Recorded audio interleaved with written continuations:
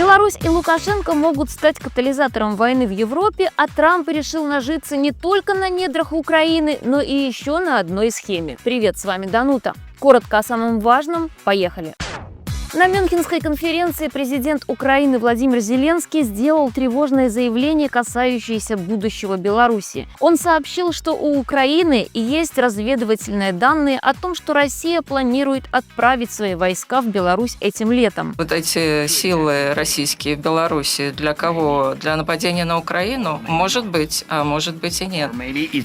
А может быть, они для вас, сказал Зеленский, обращаясь к западным делегатам конференции. Учитывая текущие угрозы, Беларуси предстоит сыграть ключевую роль в региональной безопасности. Зеленский призывал к усилению коллективной силы Европы, подчеркнув, что будущее региона зависит от решений, которые будут приниматься именно в Европе. В Институте изучения войны проанализировали данные датской разведки. Россия готовится к возможной войне с НАТО в ближайшие 5 лет. Москва перестраивает армию и готовит общество к конфликту, заручаясь поддержкой Китая, Ирана и Северной Кореи. Британские аналитики сравнили военные бюджеты. Европа в 2024 году потратит на оборону 457 миллиардов долларов, а Россия уже в прошлом году потратила 462 миллиарда. Разведка Дании предупреждает, если Россия получит передышку в Украине, через 2 года она может угрожать странам Балтии, а через 5 быть готовой к полномасштабной войне в Европе. На Мюнхенской конференции по безопасности Светлана Тихановская подняла крайне важный вопрос – освобождение белорусских политзаключенных. В рамках панельной дискуссии, в которой также участвовали Юлия Навальная и эксперт из Института Брукингса Фиона Хилл, Тихановская встретилась с Верховным комиссаром ООН по правам человека Фолькером Тюрком. Она передала ему документы от белорусских правозащитников, в которых содержится информация о последней волне репрессий в Беларуси, ситуации в тюрьмах и списках политзаключенных, многие из которых находятся в критическом состоянии.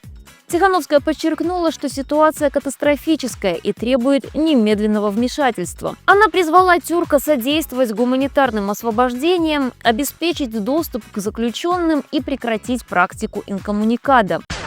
Среди встреч руководителя переходного кабинета генерал Джозеф Келлог, ответственный за мирные переговоры по Украине, представил Светлану Тихановскую министра иностранных дел Польши Радослав Сикорский с фразой: «Господин Келлог, разрешите вам представить избранного президента Беларуси». В беседе Тихановская отметила, что для устойчивого мира необходима предсказуемая Беларусь без российского военного присутствия.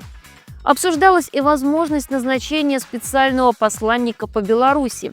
Тихановская подчеркнула, что мир в регионе невозможно построить, если Беларусь останется в сфере влияния России.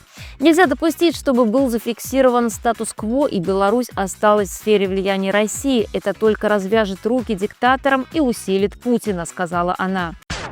Вадим Кабанчук, представитель по обороне и национальной безопасности, на прошедшей Мюнхенской конференции отметил, что Беларусь не должна оставаться на обочине международных переговоров. Украина в особе президента Зеленского подтвердила, что является натуральным союзником демократичных сил Беларуси. Граница наших проблем у бяспецы аднолькавая. Гэта Российская Федерация, якая адмаўляе нашим краінам у ідэнтычнасці і ставіць не толькі пад сумненне, але і прамую пагрозу дзяржаўнасць Беларусі і Украіны. Беларусь і Украіна маюць працяглую мяжу, і для Украины потенциальная погроза с полночи выкликая зразумелые перасцярогі. Кабанчук подчеркнул, что источник угроз для Украины и Беларуси общий – это Россия, которая не признает их независимость. Поэтому белорусские демократические силы готовы синхронизировать стратегии, чтобы устранить угрозу как для Украины, так и для будущей свободной Беларуси.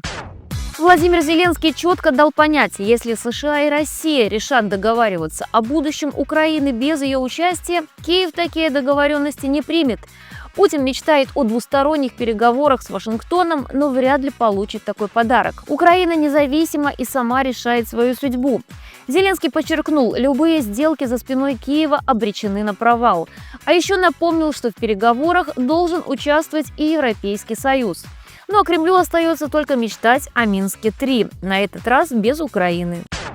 Премьер-министр Эстонии Кая Каллас не оставила иллюзий. Любые мирные соглашения без Украины и ЕС провалятся.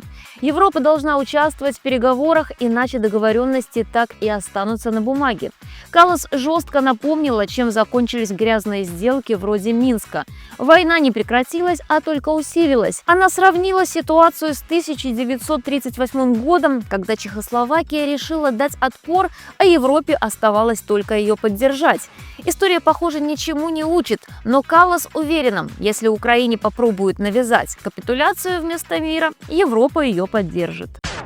100 тысяч миротворцев – столько, по подсчетам украинских военных, нужно для обеспечения мира. Зеленский сообщил, что этот вопрос он обсудил с Дональдом Трампом, но конкретных обещаний от США не последовало. Президент Украины отметил, что если Запад не готов присоединить Украину к НАТО, то нужно создать НАТО в Украине с оружием и войсками союзников. В Мюнхене он готов говорить об этом, пусть и не открыто.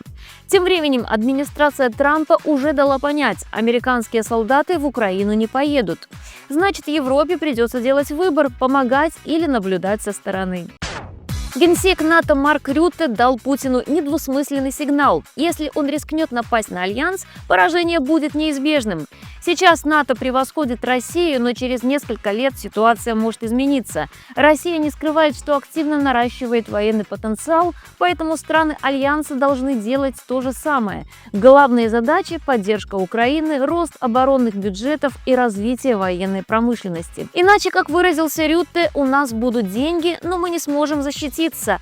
А защищаться, судя по прогнозам разведки, придется. И довольно скоро.